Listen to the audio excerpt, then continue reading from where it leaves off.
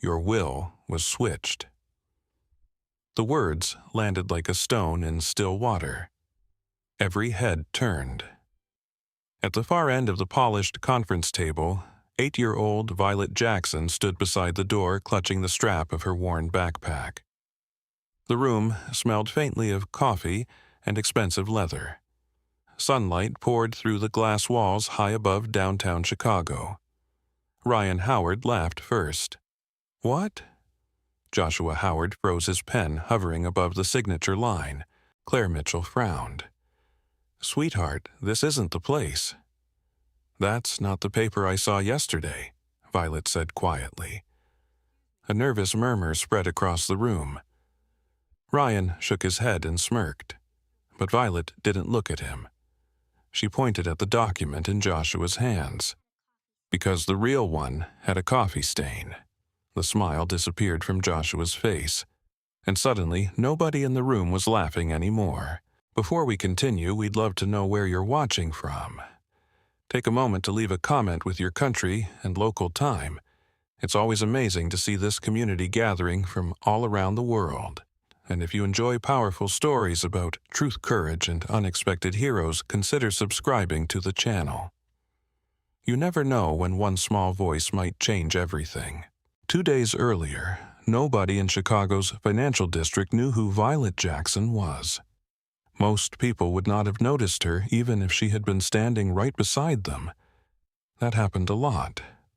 Violet was 8 years old, small for her age, quiet, the kind of child who watched more than she spoke. She lived with her mother in a worn brick apartment building on the south side of Chicago. The elevator rarely worked. The hallway lights flickered at night.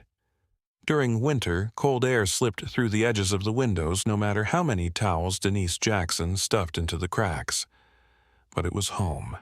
Every morning, Denise woke before sunrise. The alarm rang at 5:30. She would sit on the edge of her bed for a moment, rubbing sleep from her eyes before pulling on her work uniform. The smell of coffee soon filled the tiny apartment. Not expensive coffee, just enough to help her through another long day. Violet often woke up to that smell. She liked it. It meant her mother was still there. One Tuesday evening, rain tapped softly against the kitchen window while Denise counted cash tips at the small table. Violet sat nearby doing homework. The apartment hummed with the sound of an old refrigerator. Denise looked at the money and sighed. Not enough, again. She folded the bills carefully and placed them inside an envelope marked rent. Violet noticed. She always noticed. "Mom," Denise looked up. "Yeah, baby? Are we poor?" The question hung quietly between them. Outside, a train rattled through the neighborhood. Denise smiled gently. "We don't have a lot of money." Violet waited. But being poor and being small aren't the same thing. "What does that mean?" Denise leaned back in her chair. "It means nobody gets to decide your value because of what's in your pocket." Violet thought about that. The refrigerator buzzed again. "So, rich people aren't better?" "No." "And poor people aren't worse?" "No," Denise smiled. "People are just people." Violet nodded slowly. Those words stayed with her, they always did. Because Denise didn't just say things, she lived them. Every day. When neighbors needed groceries, she shared what little she had. When elderly tenants struggled with heavy bags, she carried them upstairs. When someone forgot their wallet at the corner store, she returned it. No speeches, no attention, just quiet kindness. Violet watched all of it and learned. After school, Violet often accompanied her mother on food deliveries. It wasn't ideal, but childcare cost money they didn't have. So Violet sat quietly in restaurant corners, delivery waiting areas, and office lobbies while Denise worked. Most customers barely looked at them. Especially in downtown Chicago. The contrast was impossible to miss. On one side of the city stood gleaming towers of steel and glass. On the other stood neighborhoods where people counted every dollar. Violet never complained. She liked watching people. People revealed things when they thought nobody was paying attention. One Wednesday afternoon, Denise accepted a delivery order unlike any she'd seen before. Destination Howard Tower, the headquarters of Howard Development Group, one of the largest real estate companies in the country. The building rose above the city like a giant sheet of silver. Sunlight bounced off the glass exterior. Luxury cars lined the entrance. Men and women in expensive suits moved through revolving doors. Violet stared upward. The tower seemed to touch the clouds. "Wow," Denise smiled. "Big, huh?" Violet nodded. "Do people live here?" "No." "Then why is it so tall?" Denise laughed softly. "That's a good question." Inside the lobby smelled faintly of polished marble and fresh flowers. Everything shined, even the floors. A security desk stood near the elevators. The guards wore crisp uniforms. People moved quickly through the building carrying tablets and briefcases. Nobody looked at Violet. She sat quietly on a leather bench while Denise completed the delivery.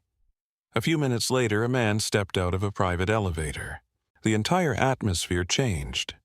Employees straightened immediately. Conversations stopped. Several people nodded respectfully as he passed. Violet watched him. Tall, gray-haired, expensive suit, serious face.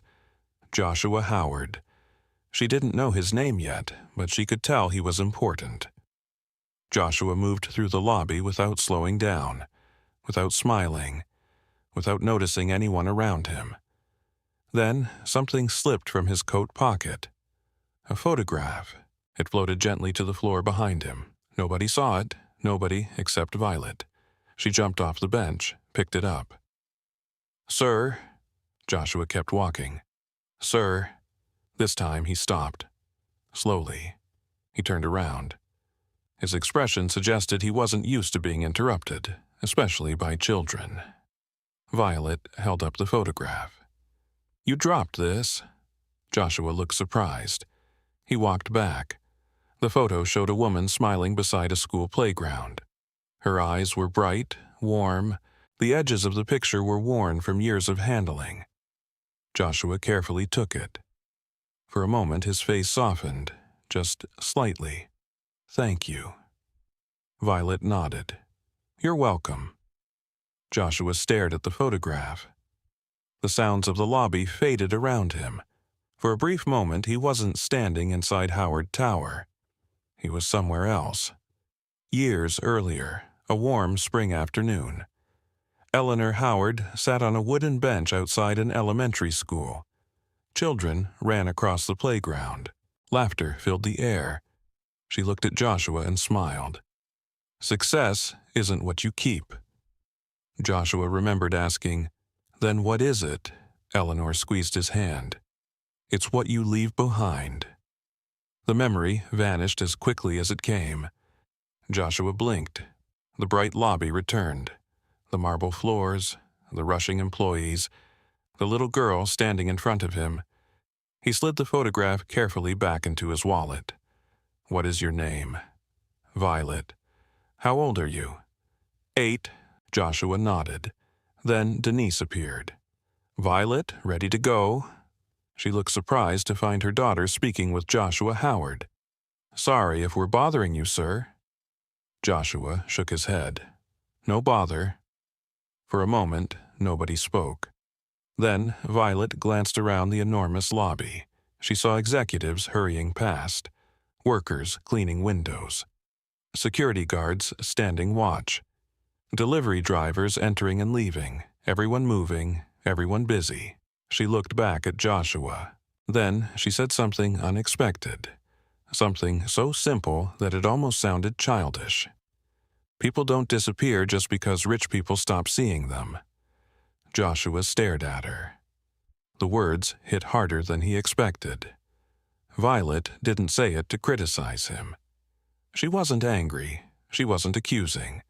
She simply sounded curious, as if she were sharing an observation. Denise looked embarrassed. "Violet." But Joshua raised a hand gently. "It's okay." He continued looking at the little girl. Then something unusual happened. For the first time in a long time, Joshua truly saw someone most people overlooked. A child, a delivery worker's daughter. A girl sitting quietly in a lobby. The elevator doors opened behind him. An executive approached, waiting, expecting. Joshua finally nodded. "Goodbye, Violet." "Bye, mister, whoever you are." A faint smile appeared on Joshua's face. The executive nearly dropped his tablet. Joshua Howard almost never smiled. Violet and Denise left the building. The afternoon sun painted the streets gold. Traffic hummed around them. Neither noticed a black luxury sedan parked across the street, nor the man stepping out of Howard Tower several minutes later. Ryan Howard, Joshua's nephew. His jaw was tight, his eyes fixed on the upper floors. He waited until most employees had gone home. Then he entered the building again, this time carrying a gray envelope tucked beneath his arm. From the sidewalk, Violet happened to glance back, just once. She saw Ryan disappear through the revolving doors. The gray envelope caught her attention. For some reason, she remembered it. And that small detail would soon change everything. The next afternoon, Chicago wore a different face. The sky was clear.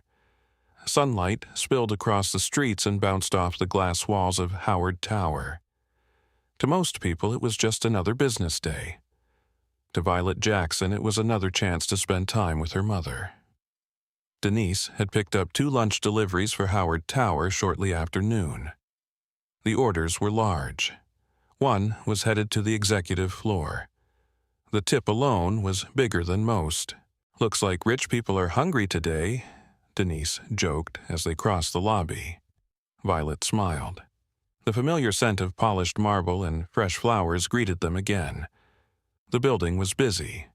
Elevators opened and closed constantly. Phones rang. Shoes clicked across stone floors. Everything moved fast, everything except Violet. She always seemed to move at her own pace, a pace that allowed her to notice things. The security guard at the front desk nodded as they passed. It was Walter Brooks, a broad-shouldered man with silver hair and calm eyes. He had been working security for nearly 20 years. Unlike many people in the building, he always acknowledged Violet when he saw her. "Back again," Violet grinned. "Mom says people keep eating." Walter laughed. "Smart woman." Denise headed toward the private elevators. A few minutes later, they arrived on one of the highest floors in the building. The executive level felt different from the rest of the tower. Quieter. The carpet softened every footstep. Large windows overlooked the city. The air smelled faintly of coffee and expensive wood polish. Denise approached the reception desk. Olivia Reed Joshua's executive assistant greeted her warmly. "Right on time." "Trying my best," Denise replied. Olivia signed for the order, then glanced toward a conference room. "They're still meeting." Denise nodded. No rush. While the adults spoke, Violet wandered a few steps toward the nearby windows. The city stretched endlessly below. Cars looked like tiny toys. People looked even smaller. She pressed a hand against the cool glass. For a moment, she imagined what Eleanor Howard might have seen if she had stood here. Then a voice drifted through a partially open conference room door. Joshua Howard. His voice. Violet recognized it immediately. Not because it was loud, because it sounded tired. Curious, she glanced toward the room. Inside sat Joshua Claire Mitchell and several stacks of documents. A fresh pot of coffee rested on the table. The rich smell floated into the hallway. Claire adjusted her glasses. "This version reflects everything we discussed." Joshua nodded. "Good?" Claire slid a document toward him. the Eleanor Howard Foundation will receive the majority of your personal shares." Joshua leaned back. His gaze drifted toward the skyline. For several seconds he didn't speak. When he finally did, his voice was quieter. Eleanor would have liked that. Claire smiled gently. She would have loved it. Joshua looked down at the papers. The money shouldn't just sit there. He tapped the document. It should do something. Claire nodded. "Scholarships." Joshua nodded. "Education." A pause. Then another. "Opportunity." Violet listened from the hallway. She wasn't trying to eavesdrop, but adults often forgot how far voices carried. Joshua continued. "I spent most of my life building things." His fingers rested on the papers. Towers, offices, developments. His eyes moved toward the city below. Eleanor spent her life building people. Claire didn't interrupt. Joshua smiled faintly. She was the smarter one. For a moment, the room became very quiet. Then something unexpected happened. Joshua reached for his coffee. His elbow bumped the cup. Coffee splashed. Not much, just enough. A dark stain spread across the upper right corner of the document. "Oh." Joshua grabbed a napkin. Claire laughed softly. "Good thing it's only a review copy." Joshua dabbed at the paper. The stain remained, a small brown mark, impossible to miss. Violet saw it clearly from where she stood. Then Claire flipped to the last page. As she reviewed the text, her pen paused. What?" "A punctuation error." Joshua groaned dramatically. "We're discussing billions of dollars and somebody forgot a comma." Claire smiled. "Details matter." She circled the mistake with the blue pen. A bright blue mark, small but noticeable. Violet watched carefully. Coffee stain, blue circle. 2 tiny details, the kind adults forgot within minutes. The kind Violet remembered. The meeting ended shortly afterward. Claire gathered the documents. Joshua stood slowly. Age showed itself in moments like that, not weakness, just weariness, the kind that accumulated after decades of responsibility. As he exited the room, he spotted Violet in the hallway. "Hello again." Violet smiled. "Hi." Joshua glanced at Denise. "Your daughter seems to appear everywhere." "She's hard to lose," Denise joked. Joshua laughed softly. Another rare event. As he walked away, Claire carried the document folder toward her briefcase. The coffee stain remained visible. The blue circle remained visible. The meeting should have ended there, but someone else had been paying attention. Ryan Howard. He emerged from an office farther down the hallway. His expression was neutral, almost pleasant. Yet his eyes followed the folder. Not Joshua, not Claire, the folder. Violet noticed. Ryan approached. "Meeting go well?" Claire nodded. "Very." Ryan smiled. "Good." His gaze lingered on the briefcase. Only for a second. But Violet saw it. Then Ryan looked toward the hallway cameras, toward the ceiling, toward the security system. A strange look crossed his face, calculating, measuring, thinking. Then it disappeared. "Have a good afternoon." He walked away. Violet watched him go. Something felt odd. She couldn't explain why. Only that adults usually looked at people. Ryan kept looking at things. Doors, computers, documents, cameras, as if each object mattered more than the people around it. Hours later, the workday ended. Employees streamed from elevators. Lights shut off across empty offices. The building slowly quieted. By evening, Denise and Violet had completed their final delivery. They were preparing to leave when Denise suddenly stopped. "My insulated bag." "What?" "I left it upstairs." Violet sighed.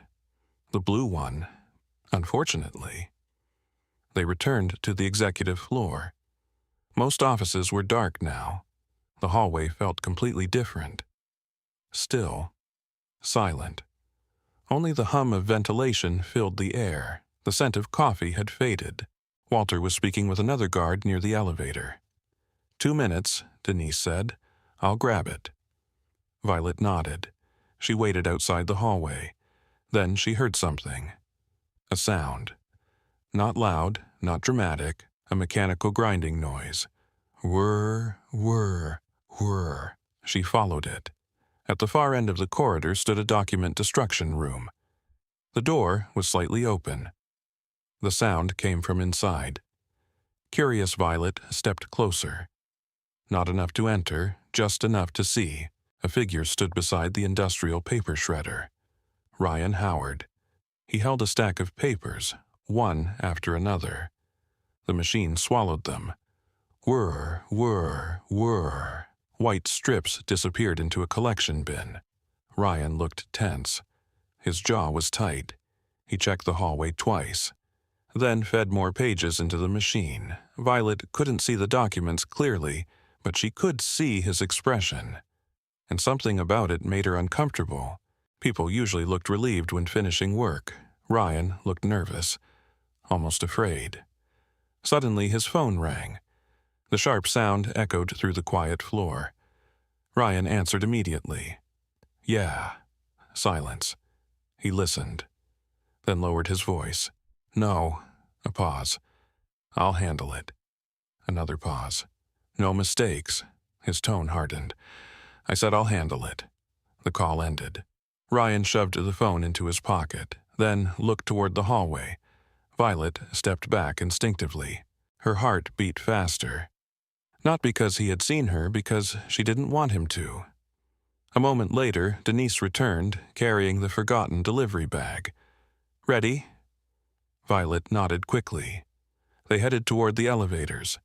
As the doors closed, she glanced back one last time. Ryan still stood near the shredder, alone, under the harsh white lights, watching something inside the machine. The elevator descended, floor after floor. Denise chatted about dinner, but Violet barely listened.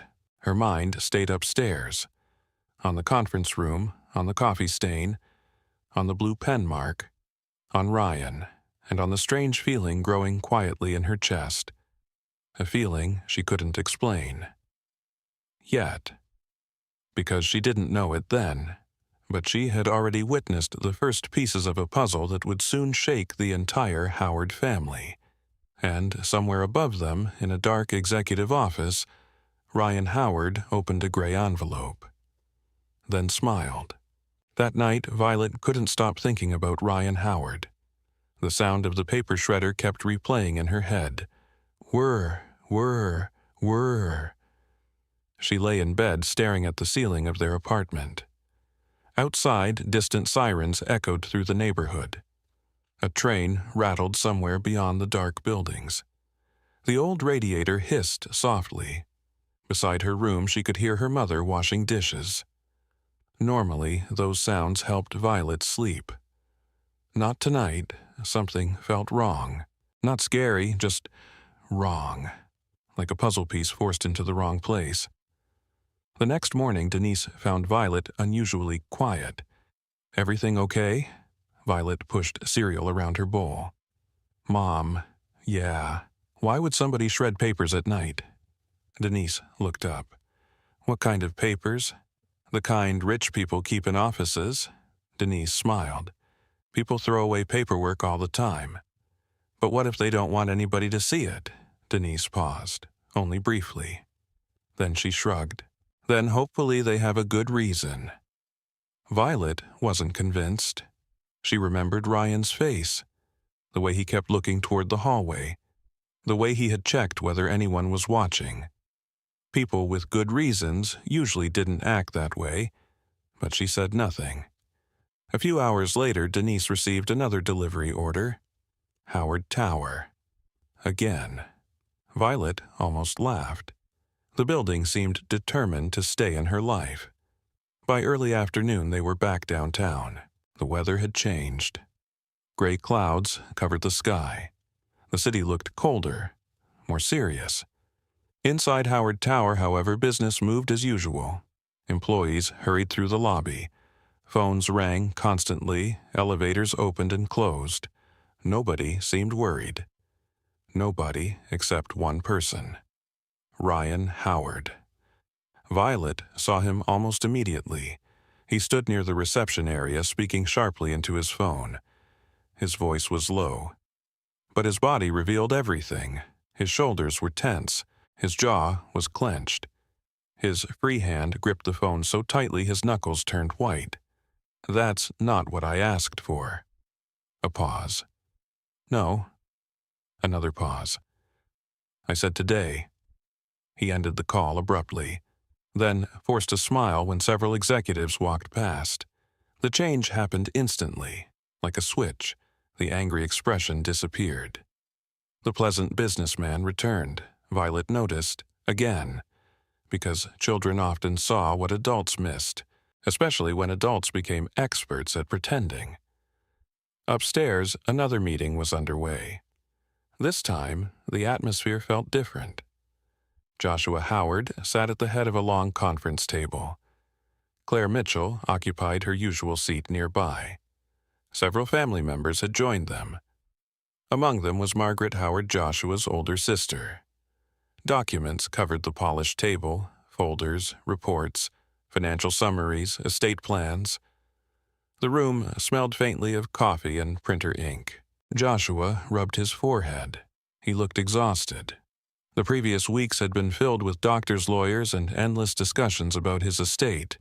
He hated all of it, yet he knew it had to be done. The future wouldn't wait forever. Claire opened a folder. "We're almost finished." Joshua nodded. "Good." Across the table, Ryan smiled politely. The perfect nephew, helpful, professional, patient, at least on the surface. "Everything should be finalized soon." Joshua glanced toward him. For a moment, something felt strange. He couldn't explain it, only that Ryan seemed unusually eager. Every conversation about the will ended with Ryan pushing for speed. Sign quickly, approve quickly, finish quickly. Joshua had begun noticing it. Small things, tiny things. Not enough to accuse anyone, but enough to make him uncomfortable. Claire continued reviewing documents. As she spoke, Olivia Reed entered carrying additional paperwork. She placed the stack beside Joshua, then quietly stepped away. Her eyes briefly met Ryan's. Something flickered there. Nervousness, only for a second. Then she looked away. Joshua noticed. He noticed because age had taught him something valuable. People revealed themselves through moments. Not speeches, not presentations. Moments. And recently, too many strange moments had appeared around Ryan. Later that afternoon, Claire received an email. At first glance, it looked routine, an updated version of Joshua's will. The message appeared to come from Joshua's internal account. Nothing unusual. Except Claire immediately frowned. She opened the attachment, read 2 pages, then 3, then 4. Her expression tightened. Several provisions had changed. Not dramatically, just enough. The Eleanor Howard Foundation would receive less funding. Certain assets had been reassigned. Control of significant company shares shifted elsewhere. Toward Ryan, Claire leaned back slowly. The office suddenly felt very quiet. Outside her window, rain began tapping softly against the glass. She reviewed the document again. Then again, something wasn't right. Joshua had never mentioned these changes, never discussed them, never approved them. Yet there they were, printed clearly in black ink. Claire picked up the phone. Minutes later, she sat across from Joshua. The revised document lay between them. Joshua adjusted his glasses, read the first page, then the second. His eyebrows slowly drew together. "I didn't request this." Claire remained calm. "I didn't think so." Joshua turned another page. "No." His voice hardened. Absolutely not. Rain continued striking the windows. Soft, steady. Joshua flipped to the section involving the foundation. The foundation Eleanor had dreamed about. The foundation he intended to build in her memory. Most of its funding had disappeared. Joshua stared at the page, then looked up. "Who sent this?" Claire hesitated. "The email came from your account." Joshua shook his head immediately. "I never sent it." The room fell silent. Neither spoke. Both understood the implication, yet neither wanted to say it aloud. A knock interrupted them. Ryan entered. Perfect timing, almost too perfect. "Everything okay?" Joshua studied him. A little longer than usual. Ryan maintained his pleasant smile. Joshua finally gestured towards the chair. "Sit." Ryan sat. Claire slid the document across the table. Ryan glanced at it, only briefly, then nodded. "Oh." Joshua watched carefully. "What do you think?" Ryan shrugged. "Honestly?" Joshua said nothing. Ryan leaned forward. "I think it makes sense." Claire remained silent. Ryan continued. "The foundation still gets funding." His finger tapped the page. "But the company stays under family control." Joshua's expression didn't change. Ryan mistook that for agreement. The board would feel more comfortable. Another tap. "The shareholders, too." Joshua folded his hands. "And when exactly did we discuss these changes?" Ryan's smile faltered. "Only slightly. I assumed they reflected your recent thinking." "My recent thinking," Ryan nodded. "Given your health?" The room became noticeably colder. Not because of the air conditioning, because of the words. Joshua looked away, toward the rain, toward the city, toward memories of Eleanor. For a moment, he saw her standing inside a crowded school hallway years ago. Children running around her. Teachers carrying supplies. The smell of crayons and construction paper filling the air. "You worry too much about money," Eleanor had teased. Joshua remembered laughing. "And you don't worry enough," she had smiled.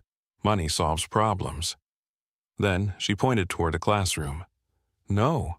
Her smile widened. "People solve problems." The memory faded. Joshua returned to the present, to Ryan, to the strange document, to the growing unease in his chest. Finally he spoke. "We'll review everything again." Ryan blinked. "What?" Claire closed the folder. "Nothing will be signed until we're satisfied." For the first time, irritation had flashed across Ryan's face just for an instant. Then it vanished. He stood. Of course. But Joshua saw it. Claire saw it too, the irritation, the disappointment, the urgency. As Ryan left the office, he pulled out his phone before reaching the hallway. Joshua couldn't hear the conversation. But Violet could. She had been waiting near the reception area while Denise completed another delivery. The office door had opened. Ryan had stepped out. And his voice carried farther than he realized. He lowered his head, spoke into the phone. Quietly, urgently. "He'll never know what he signed." Violet froze. Ryan continued walking. "He doesn't even remember half the documents he reads." A pause.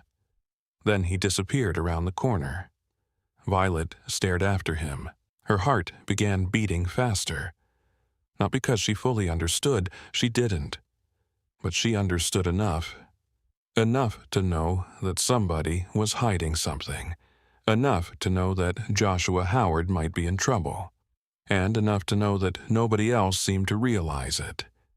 Yet, Violet couldn't stop thinking about what she had heard. "He'll never know what he signed." The words followed her all the way home. They echoed during dinner. They echoed while she brushed her teeth. They echoed while rain tapped softly against the apartment window that night. Denise noticed something was bothering her. A mother always did, especially a mother like Denise Jackson. After years of raising Violet alone, she had learned to recognize every expression, every silence, every tiny change. "You've been quiet all evening." Violet poked at a piece of chicken on her plate. "What if somebody lies to an old person?" Denise looked up. "Depends on the lie." "What if it's a really important lie?" Denise leaned back. The kitchen smelled of garlic and warm bread. Outside headlights moved across the wet street below. "Then somebody should tell the truth." Violet hesitated. "Even if nobody believes them." That made Denise pause. She studied her daughter carefully. "Did something happen?" Violet lowered her eyes.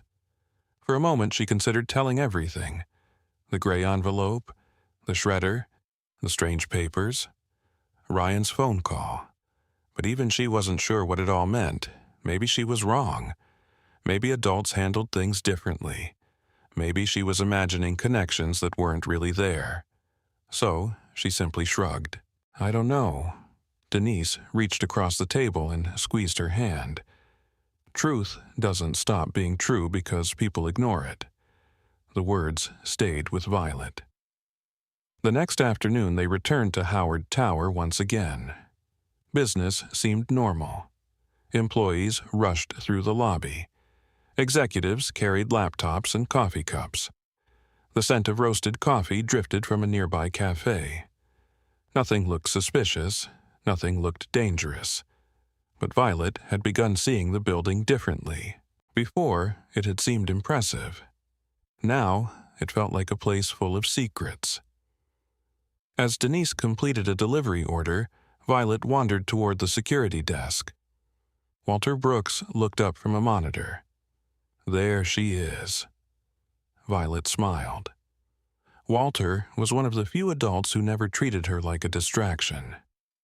"Hi." Walter leaned back in his chair. "How's school?" "Good."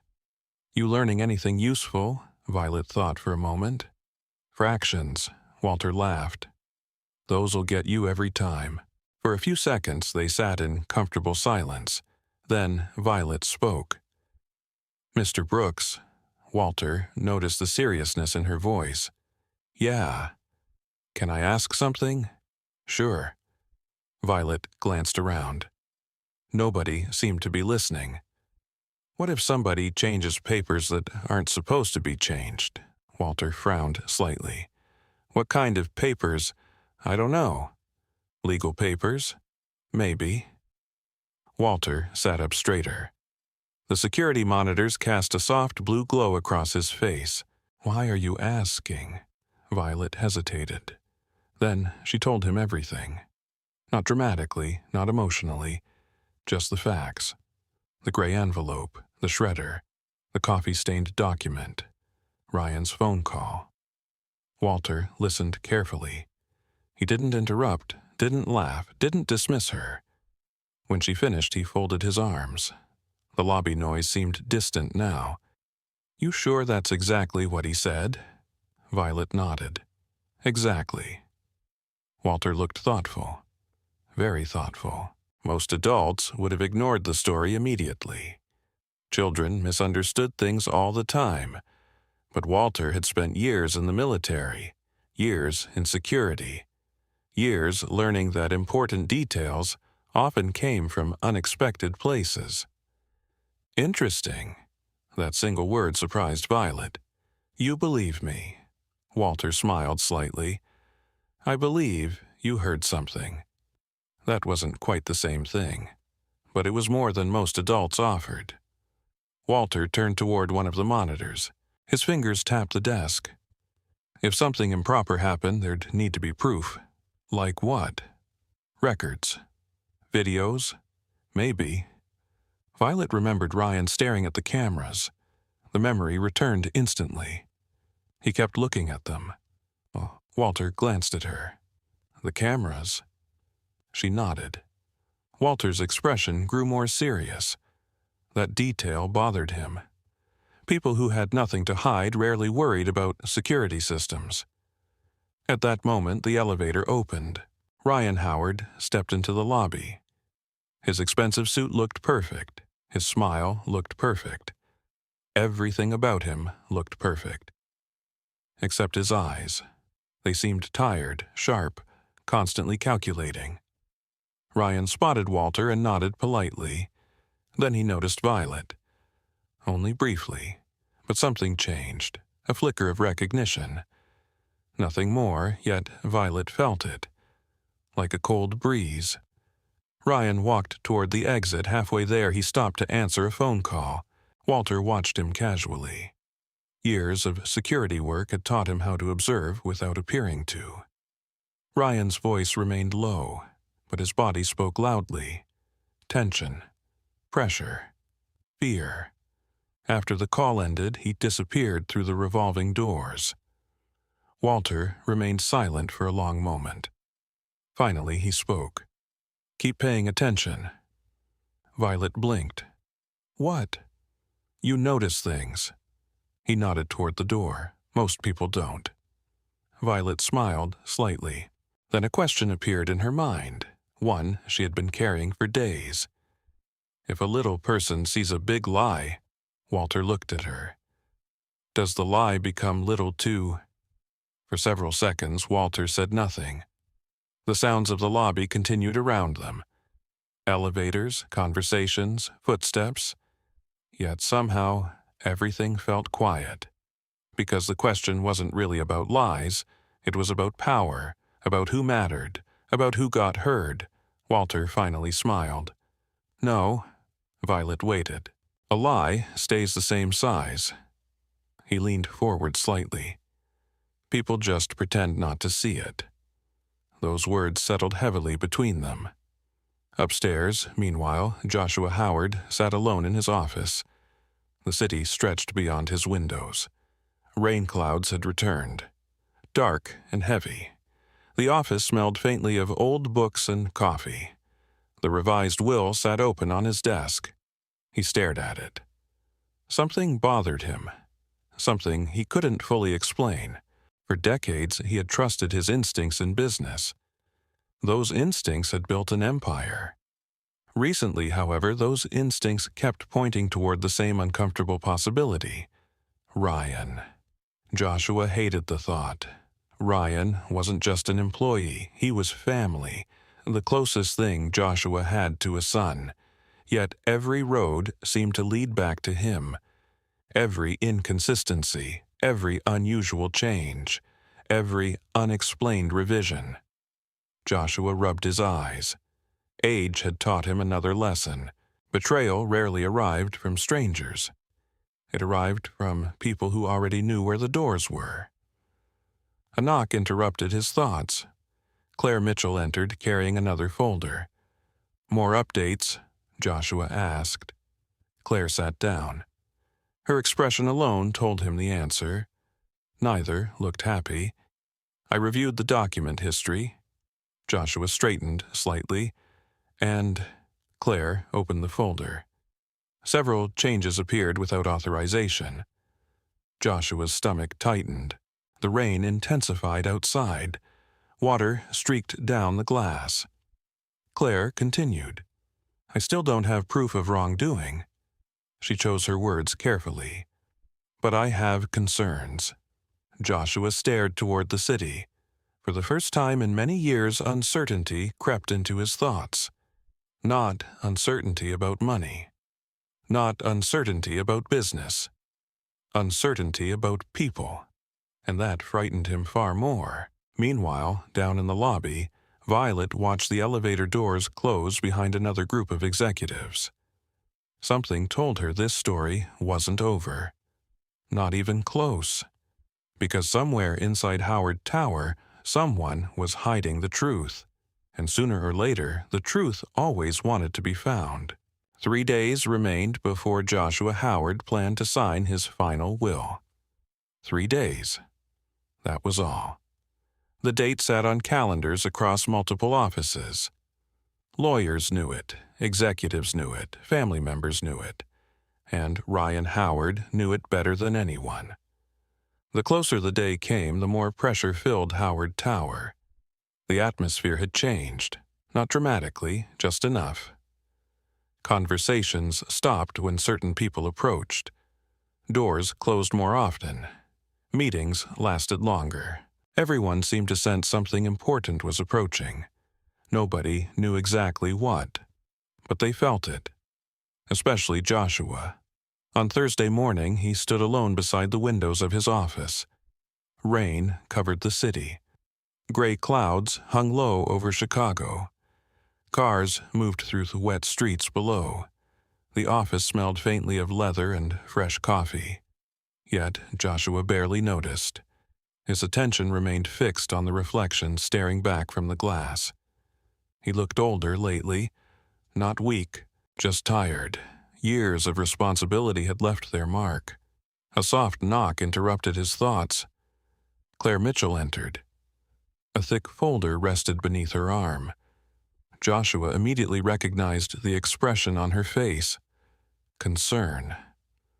"What is it?" Claire closed the door behind her. "I checked the revision logs." Joshua remained silent. Claire sat down. There were unauthorized edits. Joshua slowly lowered himself into the chair across from her. Unauthorized. Yes. She opened the folder. Several printed pages appeared. Technical reports, access records, timestamps. The edits originated inside the company. Joshua's jaw tightened. "Can they be traced?" Claire hesitated. "Not conclusively." The answer disappointed both of them. But Claire looked up. But they originated from a restricted executive network. Joshua already knew what that meant. A small circle of people had access. Very small. His eyes drifted toward the rain-covered windows. The silence stretched. Finally, he spoke. "You think it's Ryan?" Claire didn't answer immediately. She chose her words carefully. "I think the evidence keeps pointing toward Ryan." The sentence landed heavily. Joshua closed his eyes briefly. Family. The word hurt more than he expected, because strangers stealing from him would have been easier. He had faced dishonest competitors before. He had faced lawsuits, corporate attacks, hostile takeovers. None of that felt personal. This did. A memory surfaced unexpectedly. Years earlier, Ryan at 16, standing awkwardly at a family barbecue, lost after his father's death. Joshua remembered placing a hand on the boy's shoulder. "You'll be okay." Ryan had looked up. "How do you know?" Joshua smiled. "Because you're a Howard." Back then, Joshua truly believed he was helping. Now, he wasn't so sure. Claire watched him quietly. "Joshua." He opened his eyes. "Keep digging." Claire nodded. Then she left. The office became silent again. Only the rain remained. Far below, people rushed through puddles with umbrellas. Life continued, unaware that an entire family's future hung in the balance. Meanwhile, across town, Violet sat in school. Her teacher explained multiplication. Numbers covered the whiteboard. Most students focused. Violet tried. But her thoughts kept drifting. Toward Howard Tower, toward Ryan, toward the strange feeling growing stronger every day. When school finally ended, Denise arrived to pick her up. They walked toward the bus stop together. Cold wind pushed through the streets. "Mom." "Yeah." "What if somebody important is doing something wrong?" Denise adjusted her coat. "Important people do wrong things all the time." Violet looked surprised. "They do. They're still people." That answer made sense. "Then why doesn't anybody stop them?" Denise smiled sadly. "Because proving something and suspecting something aren't the same thing." Violet thought about that for several blocks. The smell of roasted peanuts drifted from a street vendor nearby. Traffic lights reflected on wet pavement. People hurried home. Nobody paid attention to the little girl thinking about justice. That evening, they returned to Howard Tower for another delivery. The building felt colder than usual. The lobby lights reflected against polished marble. Walter Brooks stood at his station. As soon as he saw Violet, he motioned her over. His expression looked serious. Very serious. "Hey." "Hi." Walter lowered his voice. "I checked something." Violet immediately straightened. "What?" "The cameras." Her eyes widened. Walter glanced around before continuing. "Most of the hallway cameras were undergoing maintenance the night you saw Ryan." Violet nodded. She remembered, but not all of them. Her heartbeat quickened.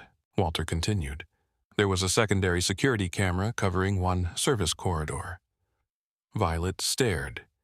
"Did it record anything?" Walter hesitated. The hesitation told her everything. Something had. "I haven't reviewed the footage yet." "Why not?" Walter sighed. "Access restrictions." "What does that mean?" "It means someone higher up changed permissions." Violet didn't fully understand, but she understood enough. Someone was making it difficult to see the truth. Walter folded his arms. "That's what worries me." Before Violet could respond, another voice interrupted. Ryan Howard. "Good evening." Both turned. Ryan stood several feet away. Perfect suit, perfect smile, perfect posture. Yet something in his eyes seemed different now, sharper, more watchful. Walter's expression became professional instantly. "Mr. Howard." Ryan nodded politely. Then his gaze shifted toward Violet. For a second, neither spoke. The lobby suddenly felt smaller, quieter. Ryan crouched slightly to meet her eye level, a friendly gesture, at least on the surface. "You seem to spend a lot of time here." Violet nodded cautiously. "My mom works." Ryan smiled. "Of course." His smile lingered, but it never reached his eyes. Then he stood, "Have a good evening," and walked away. Walter watched him disappear into the elevator. Only after the doors closed did he speak. "He knows." Violet looked up. "What?" "He's noticed you." The words sent a chill through her. Not fear, exactly, but something close, because people hiding secrets didn't like witnesses, especially unexpected ones. Later that night, another confrontation unfolded, this time on the executive floor. Joshua sat across from Ryan inside a private conference room. The lights were dim. The city glowed beyond the windows. Thousands of lights stretched into the darkness. Ryan poured water into a glass. "You wanted to see me?" Joshua nodded. For a moment, neither spoke. Then Joshua finally asked the question. "Why are you pushing so hard to finalize the will?" Ryan froze almost imperceptibly. Only someone who knew him well would notice. Joshua noticed. Ryan recovered quickly. "I thought you wanted everything completed." "That's not what I asked." Silence. Joshua leaned forward. The wooden table reflected the warm overhead lights. "I asked why you're pushing." Ryan forced a small laugh. "Because delays create confusion." Joshua continued watching him. Ryan continued talking about shareholders, about stability, about business concerns. The words sounded reasonable. Yet Joshua felt increasingly unsettled because something important was missing: sincerity. The conversation ended without answers. Ryan left. Joshua remained seated, alone. The silence felt heavy. Suddenly, another memory returned. Eleanor, standing beside a classroom door, watching students leave at the end of the day. Joshua remembered asking her how she always knew when children were lying. Eleanor laughed. "They tell you. How?" "They stop acting like themselves." Joshua had never forgotten that lesson. And recently, Ryan had stopped acting like himself. Or perhaps Joshua thought this was who Ryan had always been. For the first time, that possibility felt real. Downstairs, Walter sat before the security monitors long after midnight. Most of the building was dark, quiet, empty. He entered another request for camera access. Denied. Again. Walter stared at the screen, then at the authorization code blocking him. His expression hardened, because now he was certain of one thing. Someone inside Howard Tower was desperately trying to hide something, and whatever it was, they were running out of time. The morning of the signing arrived cold and gray. Chicago looked washed in silver. Low clouds hung over the skyline. Wind rattled flags outside Howard Tower. Inside, however, everything was carefully controlled. Every detail had been planned, every chair positioned, every document prepared. Today was supposed to be simple. Joshua Howard would sign his final will. The lawyers would witness it. Family members would acknowledge it, and the future of the Howard fortune would be settled. At least, that was the plan. By 9 o'clock, the executive floor buzzed with quiet activity. Staff members moved through hallways carrying folders and coffee trays. The smell of fresh coffee drifted through the air. Soft conversations echoed from conference rooms. Yet, beneath the professionalism lurked tension. People felt it, especially Claire Mitchell. She stood beside the conference room windows reviewing paperwork one final time. The document on the table appeared correct. Every page, every signature line, every legal provision. Yet something still bothered her. The evidence wasn't complete. The questions remained unanswered, and Walter Brooks still hadn't obtained the security footage. That worried her more than she wanted to admit. Across the building, Walter sat in the security office. The room glowed with the dozens of monitors. He had barely slept. All night he had searched for a way around the access restrictions. Again and again. Denied. Denied. Denied until shortly before dawn. Then something changed. An older backup server finally responded. A system most employees had forgotten existed. Walter entered another request. This time, the screen flickered. Processing. His pulse quickened. A loading bar appeared, then another. Finally, a list of archived recordings surfaced. Walter stared. His breath caught. There it was, the service corridor camera. The exact night Violet had seen Ryan near the shredding room. Walter clicked the file. The video began loading. Slowly. Painfully slowly. But it was there. For the first time, he might finally see what happened. Meanwhile, across town, Violet sat at the breakfast table. She wasn't hungry. Her cereal remained untouched. Denise noticed immediately. "You nervous?" Violet shrugged. "A little." "About what?" Violet hesitated, then told her mother everything. Not part of it, not most of it, everything. The shredded papers, the conversations, the coffee stain. Ryan. Walter's concerns. All of it. Denise listened quietly. The kitchen seemed smaller with every passing minute. When Violet finally finished, silence filled the room. The refrigerator hummed softly. A bus rumbled past outside. Denise rubbed her forehead. For the first time, she understood why her daughter had been acting differently, and for the first time, she felt uneasy herself. "You should have told me sooner. I wasn't sure." Denise nodded slowly. Neither was she. But one thing felt increasingly clear. Violet wasn't inventing this. Too many details connected. Too many strange things kept happening. Denise looked at her daughter. "You really think that man is doing something wrong?" Violet stared down at her spoon, then nodded. "I do." The certainty in her voice surprised Denise. Children rarely sounded that sure, especially about adults, especially about powerful adults. Denise took a deep breath. "Then we'll go talk to Walter." Relief flashed across Violet's face. It wasn't that her mother suddenly believed everything. It was simply that she was willing to listen. Sometimes that mattered just as much. Back at Howard Tower, family members began arriving. Margaret Howard entered shortly after 10.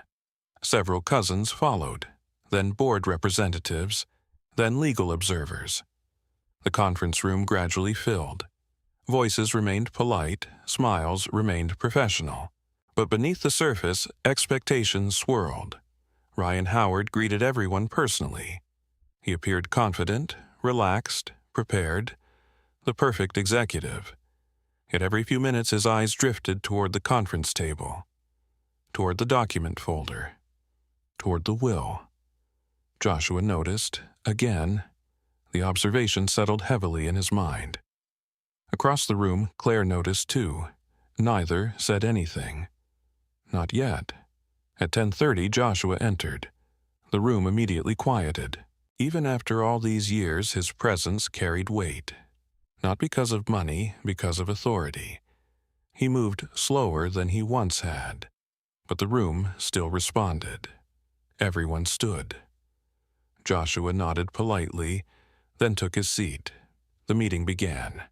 Outside the windows, snowflakes had started drifting through the air, thin, light, almost delicate. Inside, tension thickened with every passing minute. Claire reviewed the legal procedures. Witness requirements, signature protocols, documentation standards, everything moved exactly as expected. Too exactly. Ryan sat calmly beside the table. One hand rested near the folder. His expression never changed, but internally pressure built, because Ryan knew something nobody else knew. He had already won, or so he believed. The replacement document was in place. The original was gone. The changes favored him. Joshua would sign. The witnesses would observe, and everything would become official. After that challenging, the document would be nearly impossible. Ryan had repeated that thought to himself for weeks. It was what allowed him to sleep, what allowed him to smile, what allowed him to sit calmly while everyone else worried. Then his phone vibrated. Once, a message. Ryan glanced down. Unknown number, 3 words, "Call me now." His stomach tightened instantly. The timing felt wrong, very wrong. He ignored it. Moments later, the phone vibrated again. Same sender. "Call me now." Ryan's confidence wavered, only slightly, but enough. Across the table, Joshua noticed, because he had spent a lifetime reading people. Ryan never looked rattled, until now. Meanwhile, Walter finally watched the archived footage. The grainy video filled his monitor. The timestamp appeared in the corner. The correct night, the correct hallway. Walter leaned forward. The service corridor remained empty at first. Minutes passed. Then a figure appeared. Ryan. Walter's jaw tightened. The video showed Ryan entering the corridor carrying a gray envelope. Exactly as Violet described. Ryan looked around, checked both directions, then approached Joshua's office. Walter continued watching. The footage wasn't perfect, but it was enough, more than enough. Ryan unlocked the office, entered. Several minutes passed. When he emerged, the gray envelope looked noticeably thinner. His hands carried something else. A folder. Walter's eyes narrowed. The footage continued. Ryan walked toward the shredding room. Entered. Exited several minutes later. Empty-handed. Walter sat back slowly. His heart pounded. This wasn't definitive proof of document tampering. Not by itself, but it was proof of deception. Proof that Ryan had lied. Proof that Violet had been right, every single detail. Walter immediately reached for the phone. At nearly the same moment, Denise and Violet arrived at Howard Tower. The lobby doors slid open. Cold air followed them inside. Walter spotted them instantly.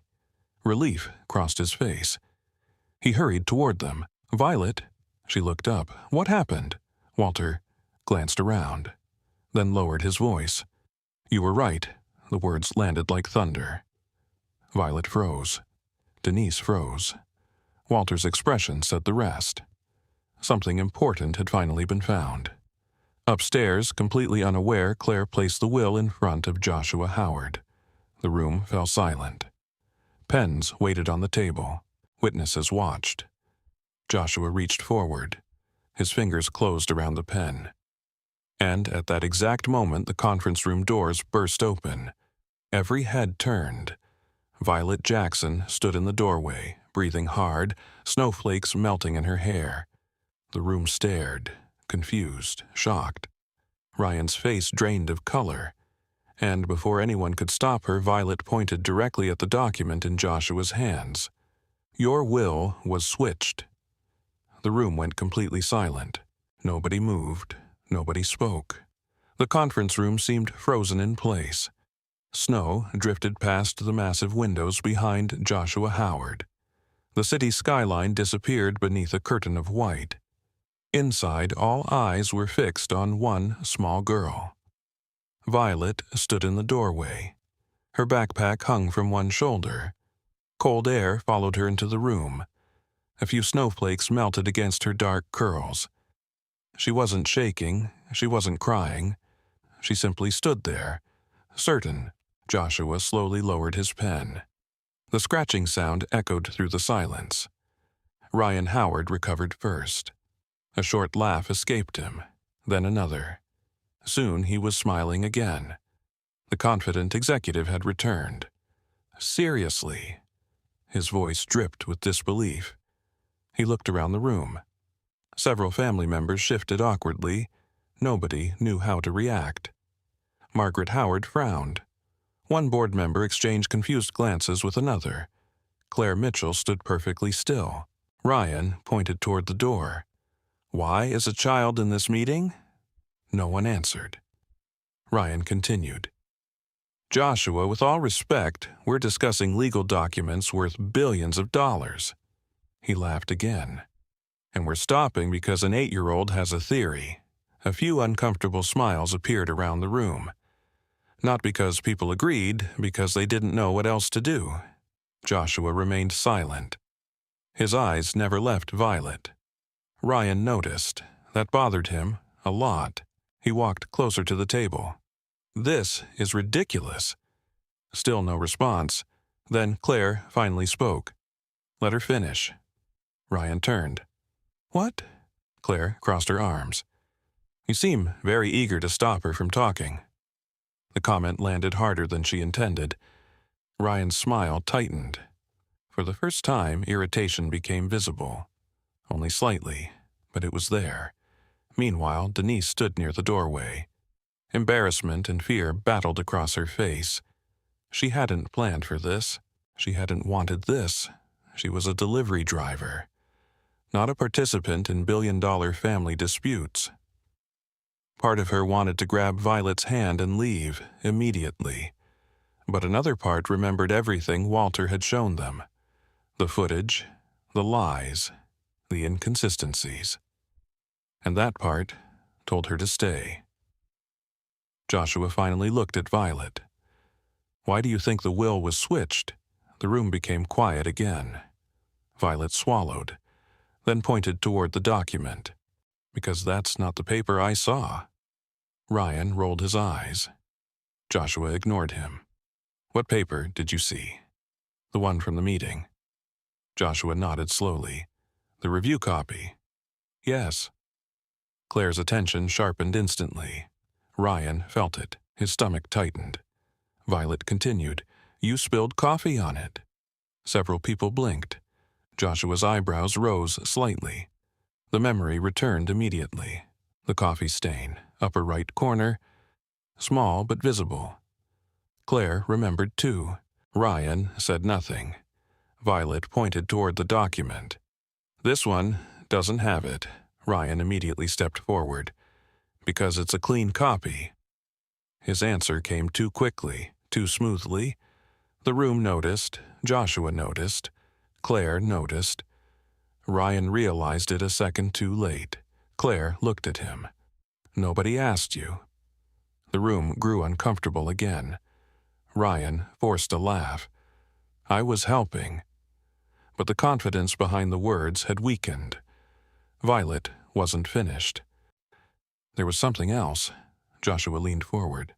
"What?" "A blue mark." Claire froze. Ryan froze. A tiny reaction, barely visible.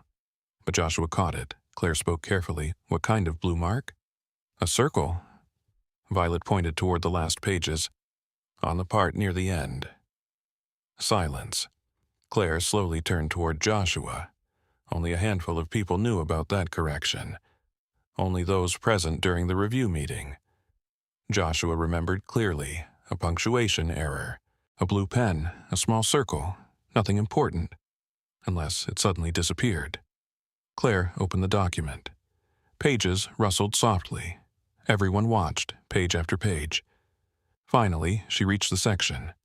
Her eyes scanned the text, then scanned it again. No blue circle, no correction mark, nothing.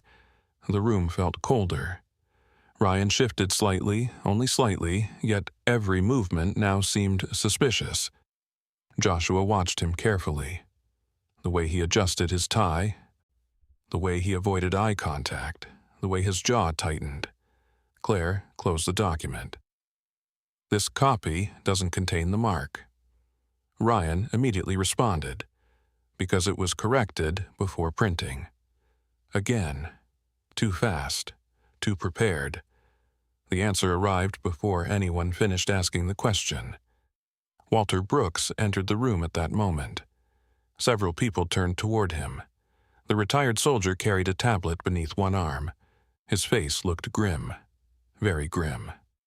Ryan saw him, and instantly understood something had gone wrong. Very wrong.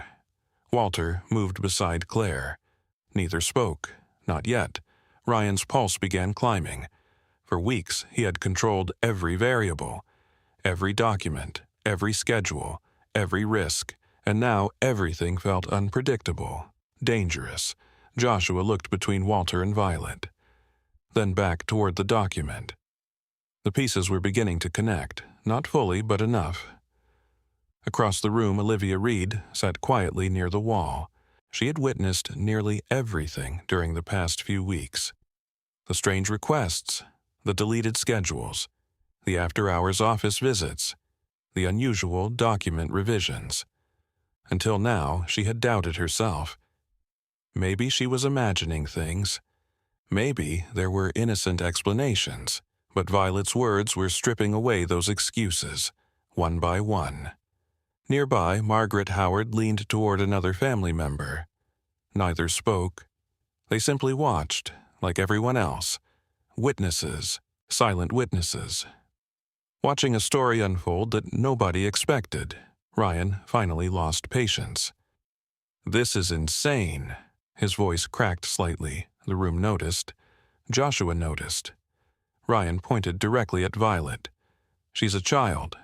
Nobody answered. "She doesn't understand legal documents." Still nothing. Ryan turned towards Joshua. "You're really going to trust this?" Joshua stared at him. A long silence followed. Then Joshua asked a simple question. How did she know about the coffee stain? Ryan opened his mouth. Nothing came out, because there wasn't a good answer. Not anymore. Violet had never seen the final document, had never handled it, had never participated in any meeting. Yet she knew details she shouldn't know. Details that existed only on the original review copy. Ryan searched desperately for another explanation. Any explanation. Before he could speak, Violet quietly added something. The circle wasn't the only thing. Everyone turned back toward her. Joshua nodded. "What else?" Violet pointed again. "The foundation name." Claire frowned. "What about it?" "There was a mistake." Claire's heart skipped. Violet continued. "You fixed it with a blue pen." Ryan's face lost more color. Now the room was silent for a different reason. Fear. Not Violet's fear, Ryan's. Claire slowly stood. Every eye followed her. The correction existed. Nobody moved. The correction was made during a private review meeting. She looked directly at Ryan. Only a handful of people ever saw it.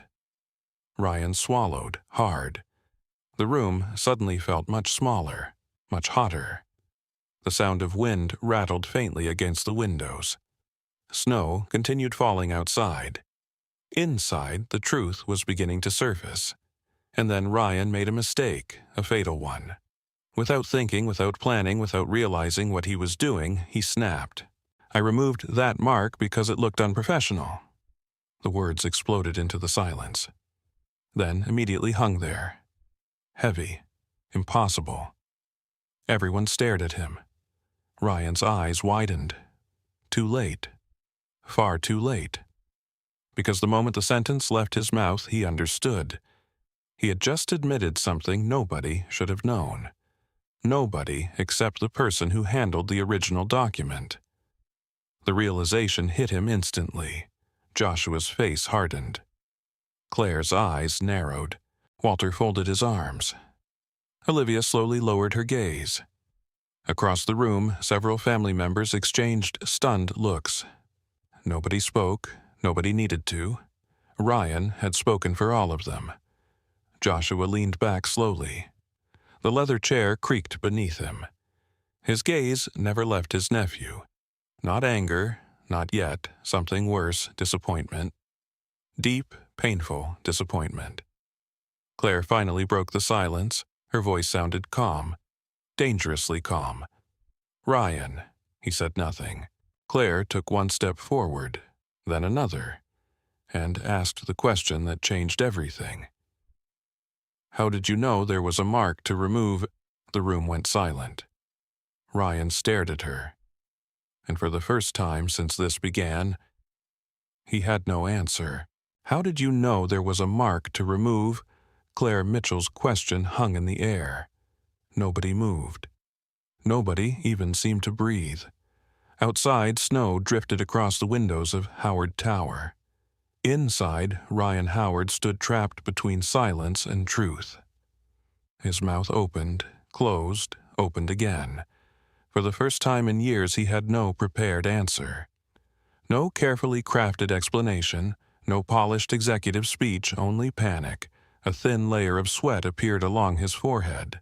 Joshua Howard noticed immediately. So did everyone else.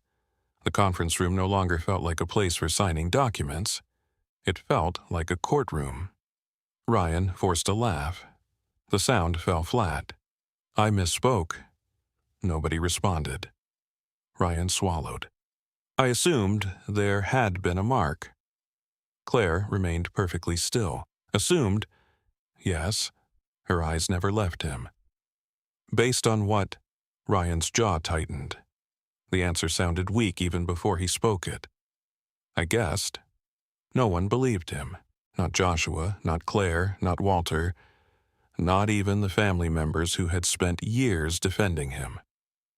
The room had reached that point. That moment when everyone suddenly saw the same thing. And once seen, it could never be unseen. Joshua slowly placed the pen on the table. The soft click echoed through the room. "We're not signing anything." Ryan turned immediately.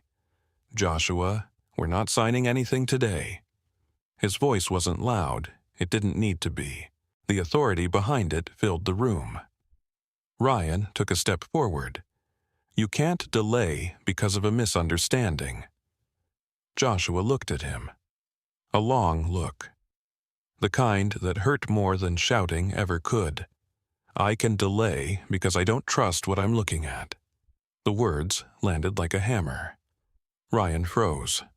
Across the room, Margaret Howard lowered her eyes. Olivia Reed quietly exhaled. Several family members exchanged nervous glances. Nobody wanted to be here anymore, yet nobody could leave. Because the truth was finally emerging, and everyone wanted to see where it led. Walter stepped forward. "I think there's something everyone should see." The tablet in his hand suddenly became the center of attention. Ryan's stomach dropped instantly. He knew. Before Walter said another word, he knew. The camera footage. Somehow, some way, they had found it. Walter handed the tablet to Claire. "I accessed the secondary archive server this morning." Ryan closed his eyes briefly, only for a second. But Joshua noticed. Claire noticed. Everyone noticed. Claire connected the tablet to the conference room screen. The monitor flickered. Then the footage appeared. A grainy hallway, a timestamp, a service corridor. Silence filled the room. The video began playing. At first nothing happened. An empty hallway, closed office doors, soft fluorescent lighting. Then Ryan appeared. Several people shifted in their seats. Ryan stared at the screen. His face had become completely expressionless. The footage showed him carrying a gray envelope. The same envelope Violet had seen. The same envelope she had remembered. The same envelope adults had dismissed as irrelevant. Joshua slowly turned toward Violet. She sat beside her mother. Small, quiet, watching. The screen continued playing. Ryan entered Joshua's office after hours. Minutes passed. Then he emerged carrying a folder. The room remained silent. No one spoke. No one interrupted. The footage wasn't dramatic. No explosions. No confessions. Just actions. Simple actions. And somehow those were more powerful, because actions rarely lied. The video continued. Ryan entered the shredding room. Several minutes later, he exited empty-handed. The recording ended. The conference room remained silent. Ryan immediately seized the opportunity. "This proves nothing." His voice returned stronger now, more confident. The old Ryan trying to regain control. "It shows me working late." Nobody responded. Ryan continued, "That's not a crime." Claire folded her hands. "No." Ryan nodded. "Exactly. But lying about it is." The room grew quiet again. Claire's words struck precisely where they needed to. Because Ryan had repeatedly denied being in Joshua's office that night. Repeatedly. Now the video proved otherwise. The lie had been exposed, and once one lie collapsed, every other statement became suspect. Joshua looked exhausted, older than ever, not because of business, because of betrayal. He stared at the screen for several seconds, then lowered his gaze. Years of memories moved through his mind. Family holidays, graduations, birthday dinners, conversations, advice, trust, so much trust, all connected to Ryan, all suddenly uncertain. The pain settled deep inside him. Ryan noticed. For a moment, guilt flashed across his face, very briefly. Then survival took over. No one can prove what was in the envelope. Claire nodded. "That's true." Ryan seized on the response. "No one can prove what was shredded." Also true. A flicker of hope returned. Then Claire opened another folder, and the hope disappeared. "Which is why I requested a forensic review." Ryan froze. The room did too. Claire continued calmly. "The document sent from Joshua's account wasn't actually created from Joshua's workstation." Ryan's heartbeat accelerated. Fast, dangerously fast. Claire placed several printed reports on the table. The metadata tells a different story. Joshua looked up. Ryan stared at the reports. He already knew what they would say because he had created them. Weeks earlier, late at night. Convinced nobody would ever check. Convinced nobody would ever question him. Convinced he was smarter than everyone else. Claire slid the report forward. The revised document originated from a machine assigned to the finance department. Silence. Ryan said nothing. The specific workstation belongs to the CFO. More silence. Joshua's eyes slowly lifted, meeting Ryan's. The room felt colder. The heating system hummed quietly overhead. Nobody noticed. Nobody cared. Ryan finally spoke. "That doesn't mean I created it." Claire nodded. "No." Hope flickered again, then died immediately. "The login credentials used belong to you." The room went completely still. Even Ryan stopped moving. Every path was closing. Every excuse, every explanation, every escape. Joshua leaned back, his hands rested on the table. Steady, calm. Yet his eyes carried something heartbreaking. Disappointment, not anger, disappointment. The kind that comes from loving someone who failed you. Ryan looked away first, unable to hold the gaze. Across the room, Violet quietly watched. She didn't fully understand metadata, or forensic reviews, or legal procedures. But she understood one thing. The truth was finally being heard. Not because she was powerful, not because she was important, because she refused to let go. Joshua eventually broke the silence. His voice sounded tired, very tired. Why? Ryan didn't answer. Joshua tried again. Why? The question wasn't about documents, or money, or business. It was personal, a wounded uncle asking a wounded question. Ryan stared at the floor. For several seconds, nobody thought he would answer. Then he finally spoke, softly. I built that company too.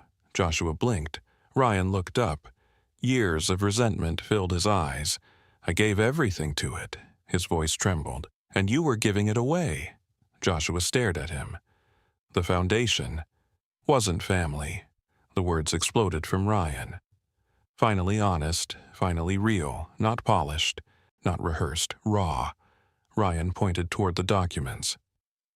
You chose strangers. Joshua's expression hardened. No. The room fell silent again. Joshua slowly turned toward Violet, toward Denise, toward Walter, toward Olivia, then back toward Ryan. His voice remained calm, but every word carried weight. I chose the truth. Ryan looked away, because for the first time he understood. The room no longer belonged to him. The narrative no longer belonged to him. The lies no longer belonged to him. The truth did. And the truth had finally arrived through the smallest voice in the building. The meeting ended without a signature, without applause, without celebration. The future of the Howard fortune remained unresolved. But one thing had changed forever. The lies were no longer hidden. Outside snow continued falling over Chicago. The city moved on as if nothing had happened. Cars filled the streets. People hurried to lunch meetings.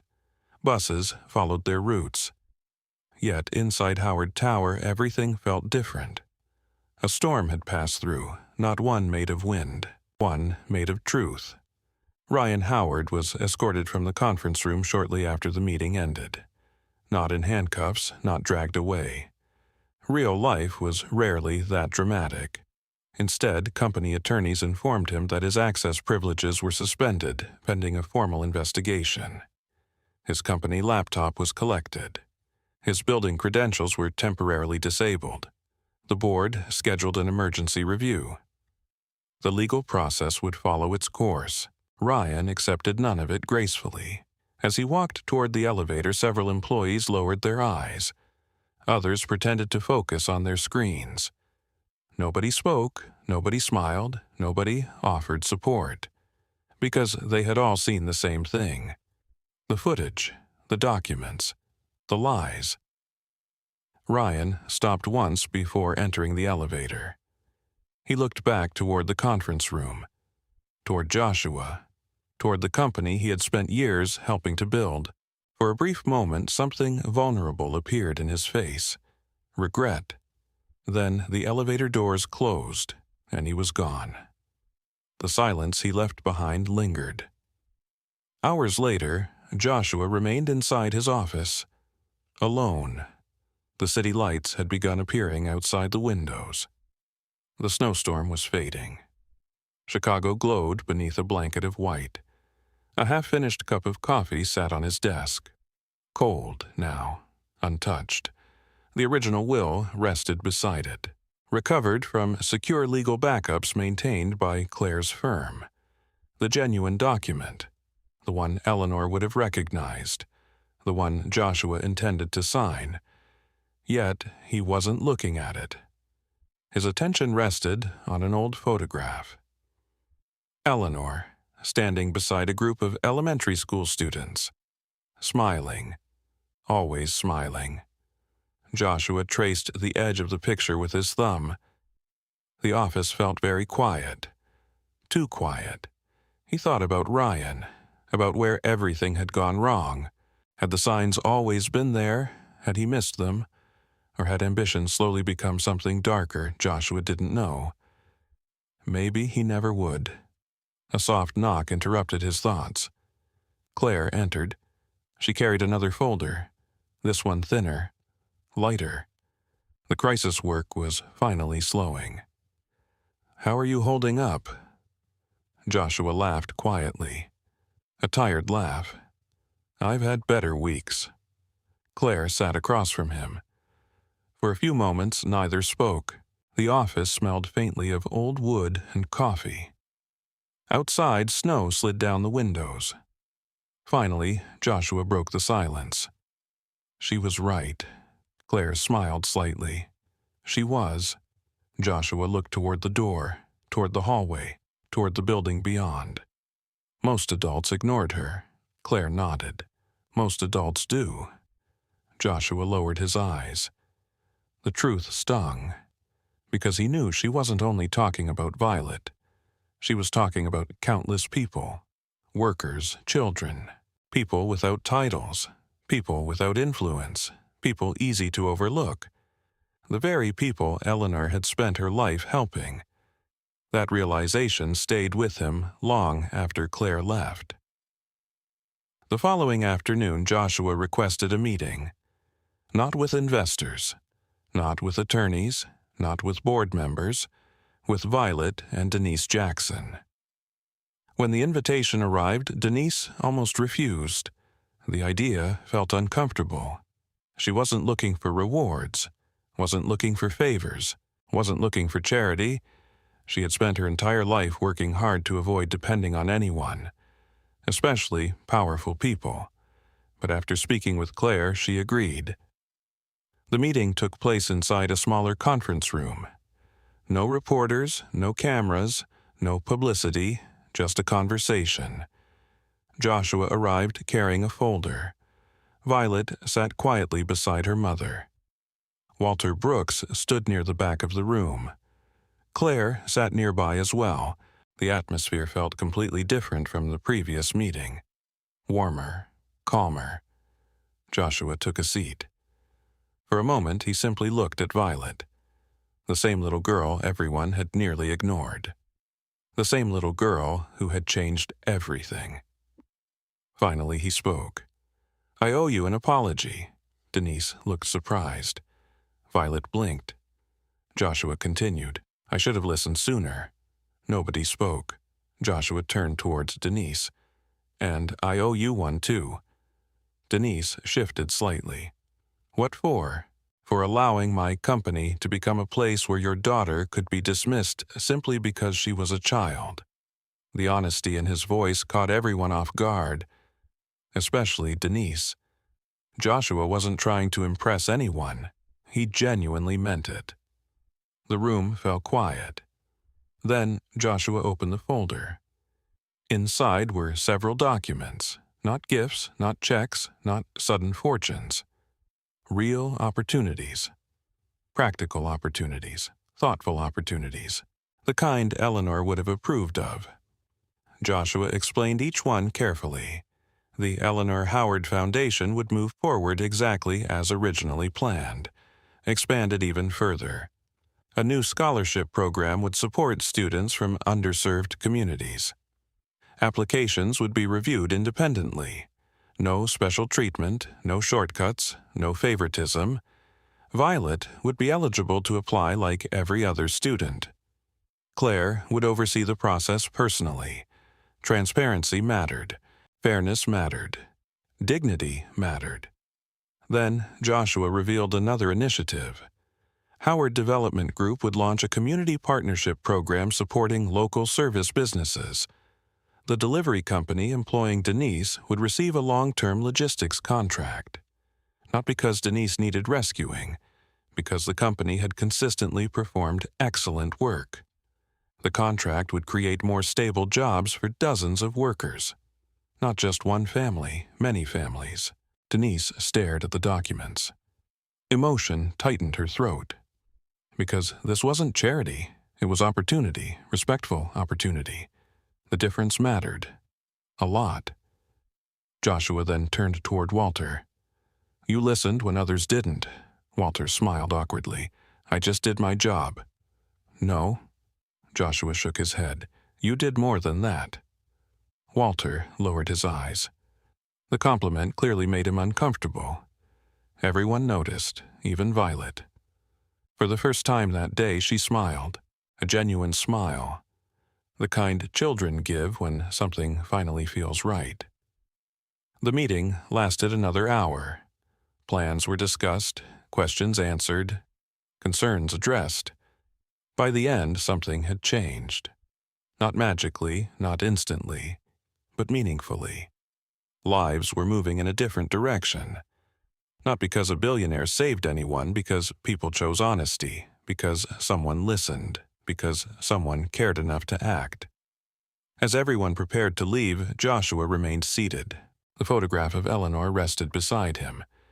He picked it up slowly, looked at it for several seconds, then smiled, a real smile, the kind he hadn't worn in years. Violet noticed. What? Joshua looked up. His eyes softened. There was something Eleanor always wanted me to do. Violet tilted her head. What? Joshua stared at the photograph again, then toward the snowy city beyond the windows. A long silence followed. Finally he spoke. There is one more promise I need to keep.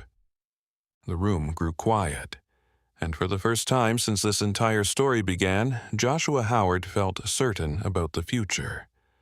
Not because of money, not because of power, because the truth had finally found its voice, and he intended to honor it.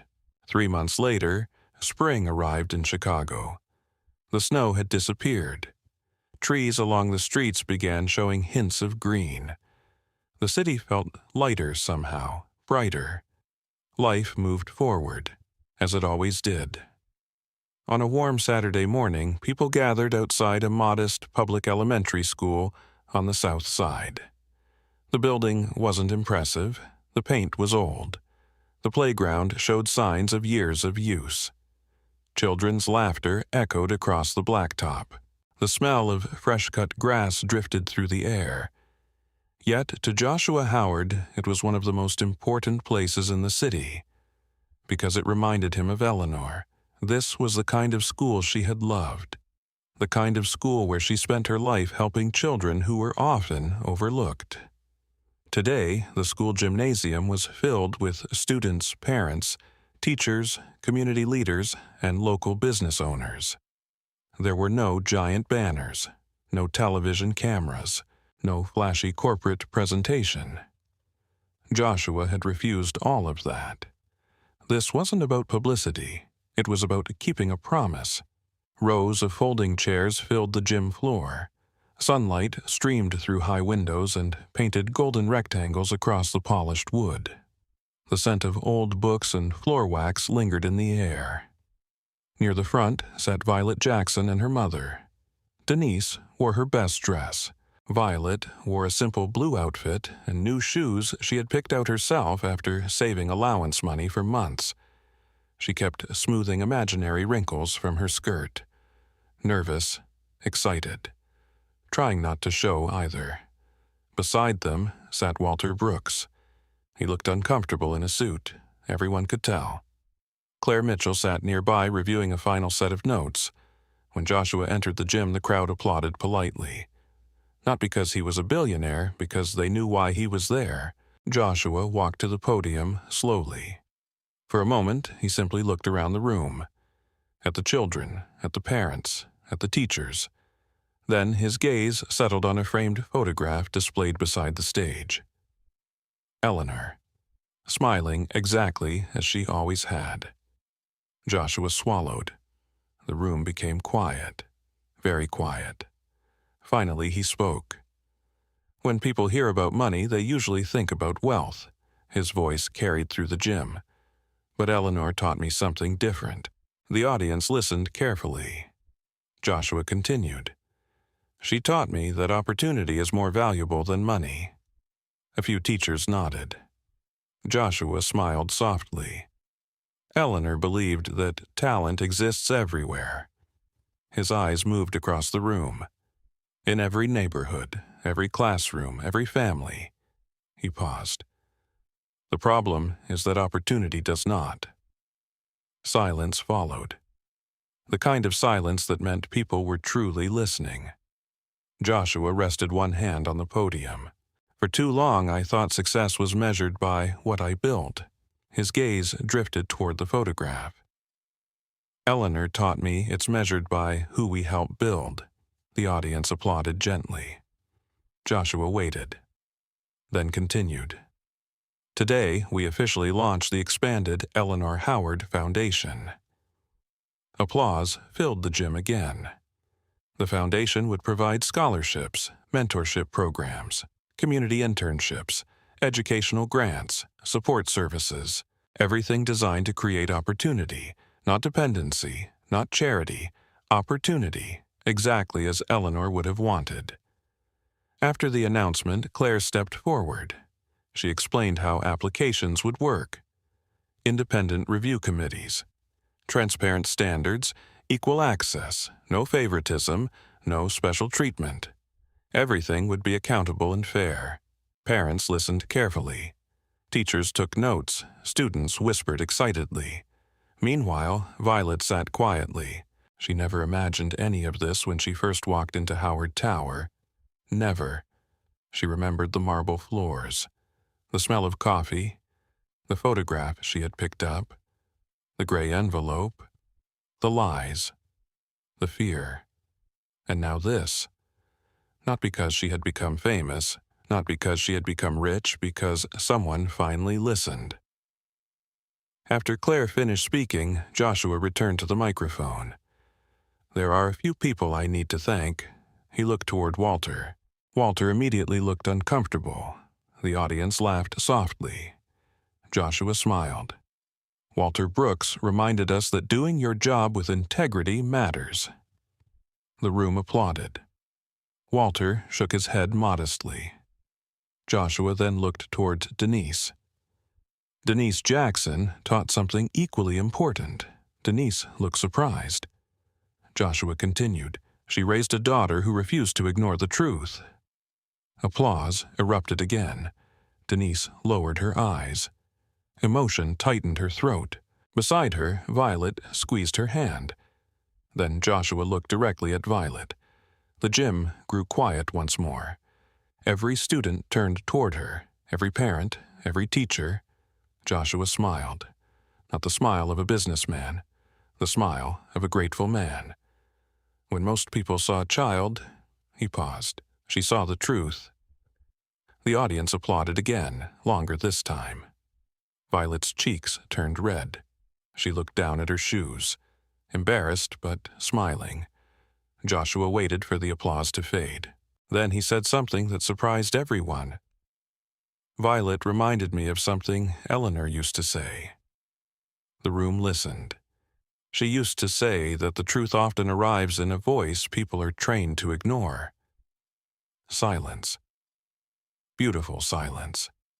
Several teachers exchanged knowing looks. Parents nodded. Joshua looked toward Violet again, and she was right. After the ceremony ended, families gathered throughout the gym.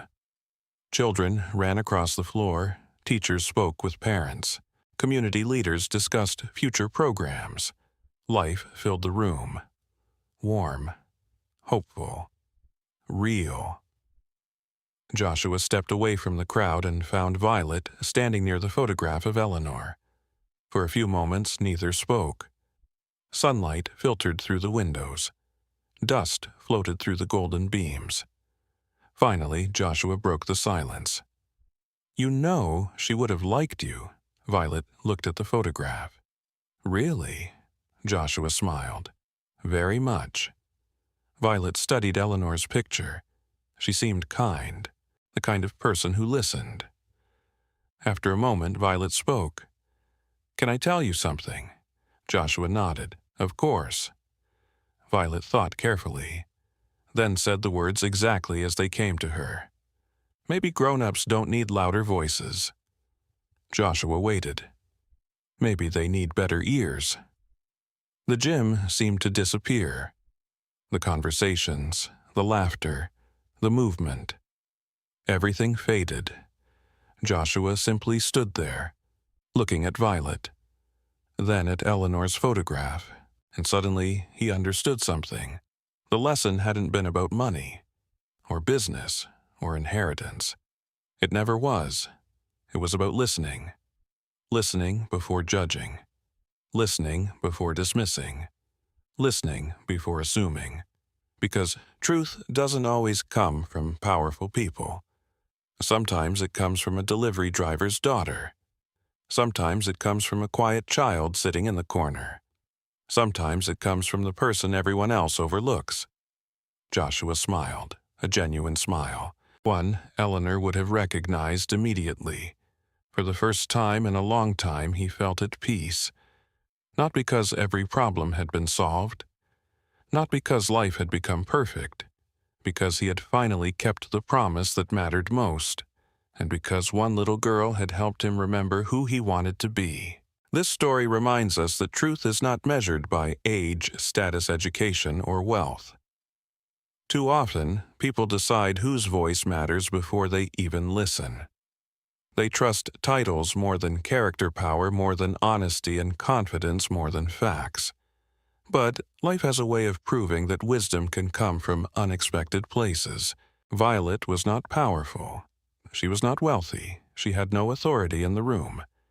Yet she possessed something many adults had forgotten: how to use the courage to speak when something felt wrong, and the patience to hold on to the truth even when nobody believed her.